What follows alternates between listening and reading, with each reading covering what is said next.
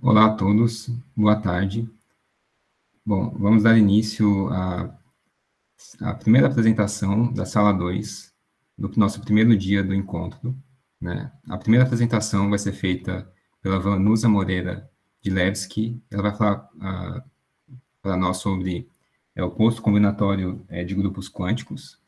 Ela atualmente é doutoranda da Universidade Federal do Rio Grande do Sul. Então, Vanusa, se puder nos apresentar a respeito, pode começar, por favor.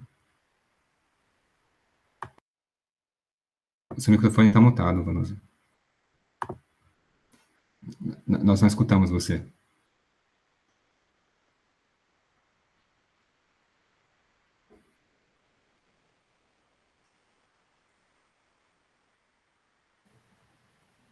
Agora sim? Agora sim. Ai, desculpa, não tinha visto. Não, tudo bem. Bom, então, boa tarde a todos. Eu queria agradecer ao pessoal da organização pela oportunidade de apresentar o trabalho. Esse trabalho é em conjunto com a minha orientadora, a Bárbara Pogorelski, e com a professora Carolina Reis, da Universidade Federal de Ciências e Saúde de Porto Alegre. Então, como tu já disse, o título do meu trabalho é o posto combinatório de grupos quânticos.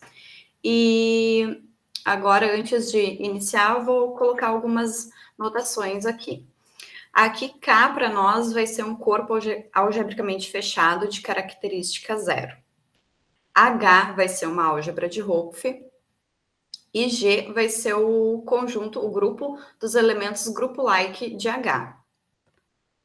E um elemento X em H é dito esquilo primitivo se o coproduto é dessa forma aqui. O coproduto de X é igual a X tensor 1 mais G tensor X, onde esse G é um elemento grupo-like. I vai ser um coideal se o coproduto de I vai estar contido nessa soma aqui, em I tensor H mais H tensor I. A gente vai chamar um biideal quando ele for um ideal e um coideal ao mesmo tempo. E I vai ser um ideal de Hopf se ele for biideal e se a antípoda de I está contida em I. Então, nossa primeira definição vai ser de uma álgebra de Hopf de caractere. Então, aqui H, né, é uma álgebra de Hopf, é gerada sobre KG, que é a álgebra de grupo, por elementos esquilo primitivo semi-invariante AI. Aqui, lembrando que o nosso G é comutativo. E o coproduto desses elementos aí tem essa forma, obedecendo essa comutação aqui, onde que I são caracteres do grupo G. E um elemento X é uma variável quântica se um elemento grupo like, que a gente vai chamar de G de X, e um carácter que de X são associados a esse X. Então, aqui a gente considera X o conjunto das variáveis quânticas, e a gente define G de X como sendo a álgebra esquilo grupo dessa forma, e ela é uma álgebra de Hopf, álgebra de Hopf de caracteres. E a gente tem essas relações aqui nessa álgebra de Hopf de caracteres. Aqui a gente define o nosso esquilo comutador, que é o colchete de dois elementos xi e xj, vai obedecer essa igualdade aqui. E a gente vai definir uma álgebra quântica. Então, aqui a gente considera x como sendo o conjunto das variáveis quânticas. Xi é associado a um gi, que é um elemento grupo-like, e que i é um caractere que vai de g em g. A gente considera C a matriz de Cartan, obedecendo essas igualdades. E a gente define a álgebra quântica, a álgebra quântica o Q mais de G, como sendo o G de X quociente I, onde esse I é o ideal gerado pelas relações de Serre, que tem essa forma aqui. E uma observação aqui é que o Karchenko ele provou que as relações de Serre são esquilo primitivos, e dessa forma, esse I vai ser um ideal de Hopf. Agora a gente vai definir a parte positiva do núcleo de Frobenius-Lustig. Aqui a gente considera que no corpo, com Q na T, Q na T igual a 1, ou seja, que é uma raiz tésima da unidade, e a gente define a parte positiva do núcleo de Frobenius-Lustig como o Q mais de G, que vai ser o G de X quocientado por lambda, onde esse lambda é o maior ideal de Hopf em G de X2. O que é esse G de X2? É o ideal de polinômios não comutativos sem termos lineares e livres. E uma observação aqui é que esse nosso lambda vai conter todos os elementos Schill primitivos de G de X2. Bom, então motivação para definir o posto combinatório de um grupo quântico é o seguinte, né? A gente tem que os elementos Schill primitivos, eles geram o ideal de Hopf. Só que o ideal de Hopf, ele não é necessariamente gerado pelos seus elementos Schill primitivos. Dessa forma, a gente tem um resultado que nos mostra que os elementos Schill primitivos têm um papel importante na construção de álgebras de Hopf de caracteres. E esse resultado é um corolário do teorema de Heinemann-Redford, que diz o seguinte: todo bi-ideal não nulo de uma álgebra de Hopf de caracteres tem um elemento Schill primitivo não nulo. E através desse resultado, a gente vai começar a construção da definição de um posto combinatório. Então, aqui a gente vai considerar J um ideal de Hopf de H. H é a nossa álgebra de Hopf de caracteres. E a gente vai construir a seguinte sequência de ideais de Hopf, sendo J0, 0, e vai seguindo essa sequência, J0 contido em J1, contido em J2, até chegar ao meu J. Aqui o meu J1 vai ser o ideal de Hopf gerado por todos os elementos Schill primitivos de J. Aí a gente vai analisar. Se J1 é diferente de J, então quando eu faço o quociente de J por J1, eu sei que é diferente de 0. E continua sendo o ideal de Hopf. Então ele vai ter um elemento Schill primitivo não nulo lá dentro, pelo nosso resultado anterior. Bom, então, se ele tem um elemento Schill primitivo não nulo lá dentro, a gente define J2 quociente J1 como o ideal gerado por todos os elementos Schill primitivos de J quociente J1, onde esse J2 vai ser dessa forma e π vai ser essa projeção. Aí a gente analisa mais uma vez. Bom, se esse J2 é diferente de J, então a gente vai definir J3 quociente J2 como ideal gerado por todos os elementos Schill primitivos de J quociente J2. E assim por diante, até estabilizar essa sequência. Ou seja, quando a gente encontrar um kappa, tal que JK vai ser igual ao meu J. E aí vem a definição de posto combinatório. Então, a gente considera H uma álgebra de Hopf de caractere gerada por aí sobre o nosso grupo G. E a gente considera φ essa extensão que vai de G de X em H, que leva XI em AI. E se o nosso J for o núcleo dessa φ, né, o que é provado que é o ideal de Hopf, então a altura kappa da sequência anterior é chamada de posto combinatório de H.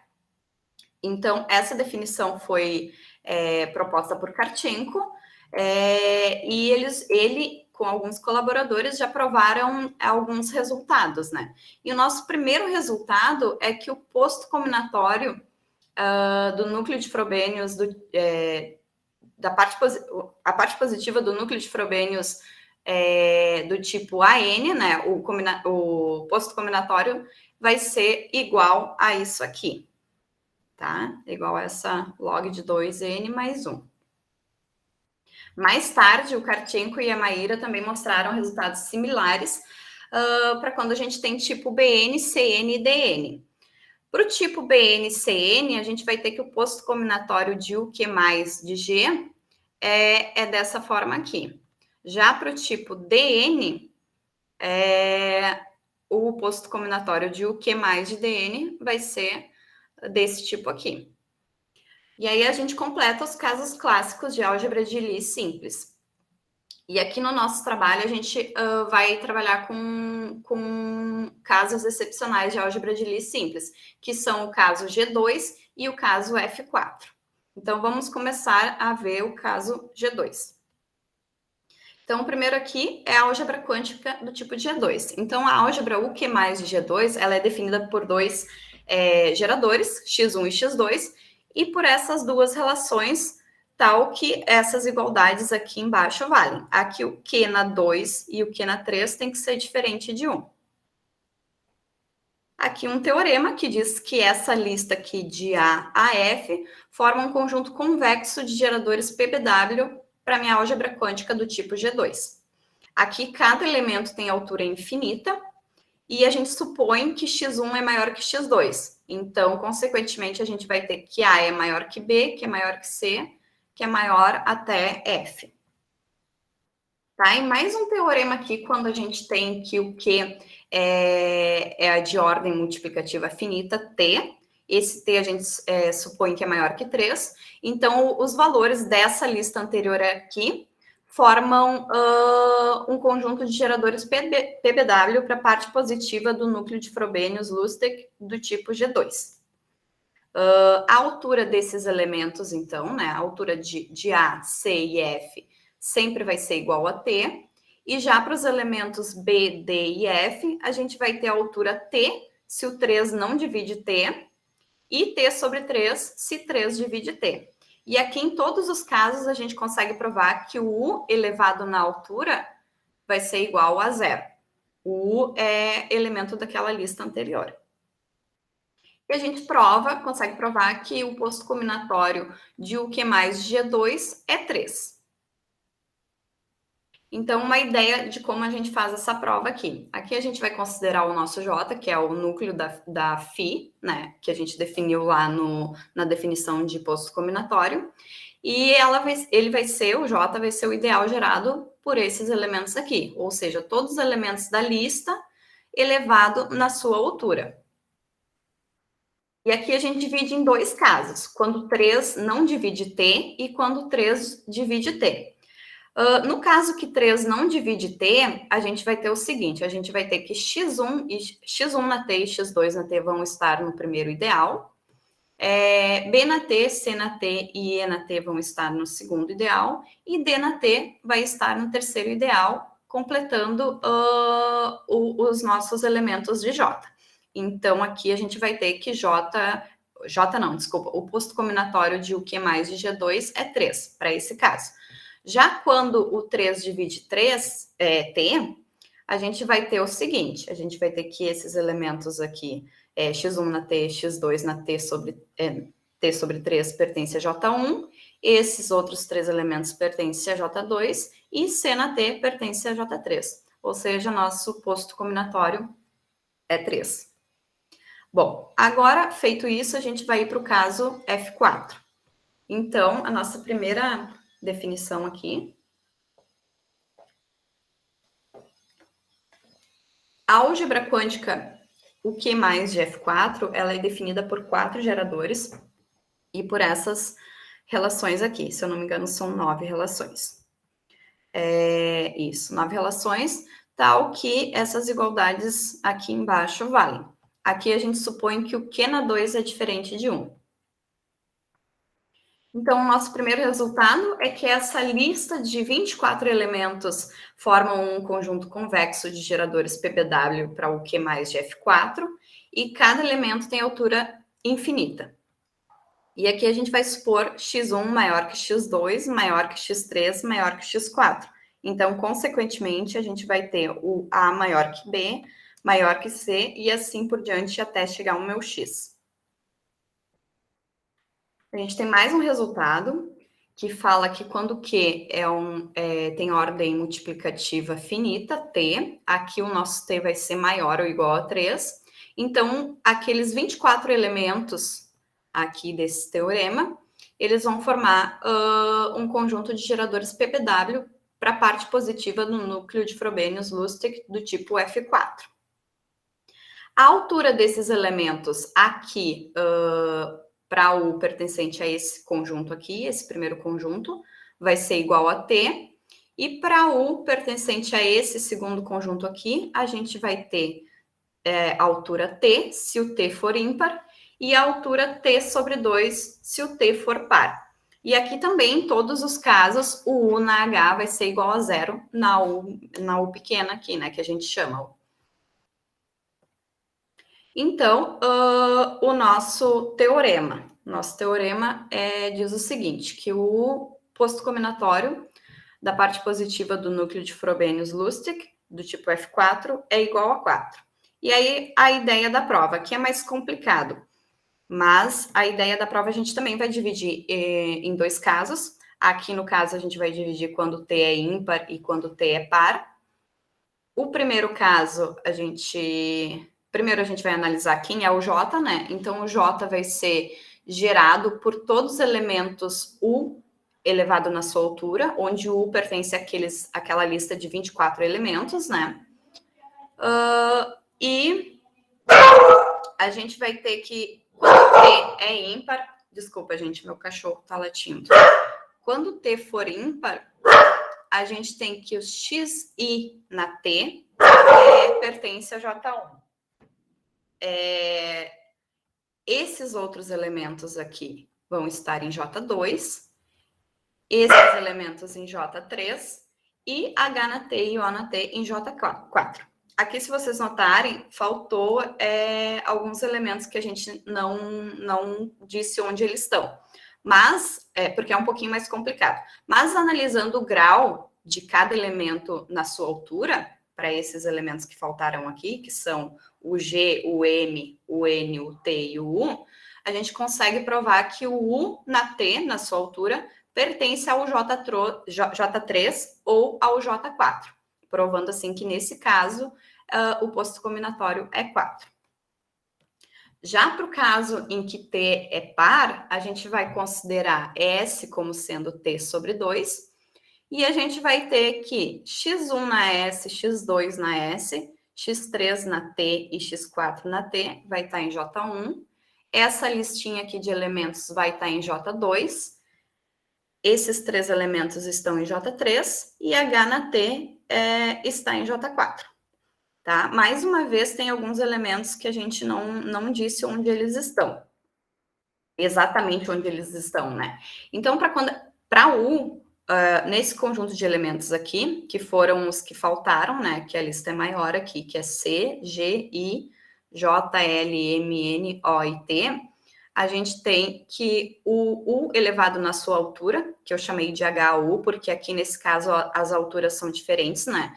Ou vai ser T, ou vai ser T sobre 2, que eu chamei de S, né? Então, a gente consegue provar que o U elevado na sua altura vai estar em J3 ou em J4. Provando, assim, que o posto combinatório aqui também vai ser 4. Aqui eu tenho algumas referências, que são as principais que a gente usou para esse trabalho, e acho que eu fui um pouquinho mais rápida, mas é isso, gente. Muito obrigada. Bom, nós que agradecemos, Vanusa. Muito obrigado pela apresentação. Eu acho que os passos principais dos teoremas ficaram bem visíveis, assim. Bom, e nós agora, então, abrimos para perguntas. Então, caso alguém tenha uma pergunta, pode levantar a mão ou falar direto no microfone.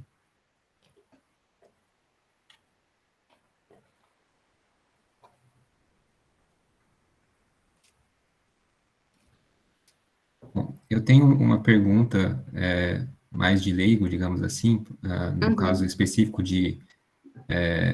para entrar nessa área mais específica, considerando, por exemplo,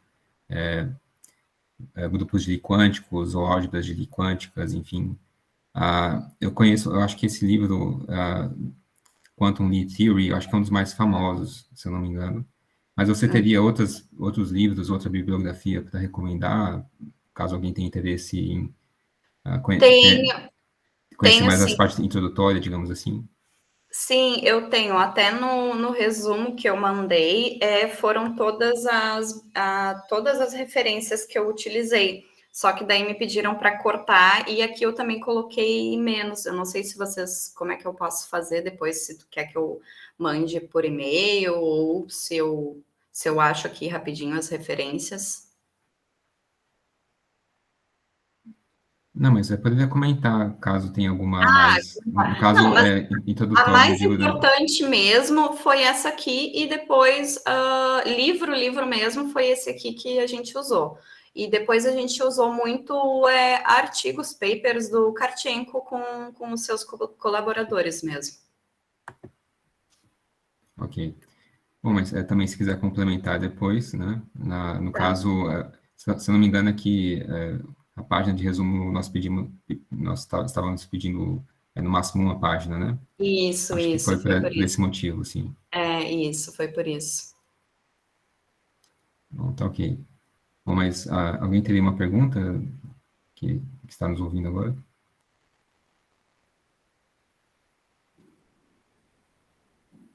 Bom, então, nesse caso, eu vou encerrar a gravação. Aí, se quiserem fazer perguntas após encerrar a gravação, nós ainda temos mais um tempo de espera até a próxima apresentação, né? Também podem sair para beber água, coisas do tipo. Mas, de toda maneira, muito obrigado, Vanusa. Eu que agradeço. Ok, então vou interromper a gravação agora.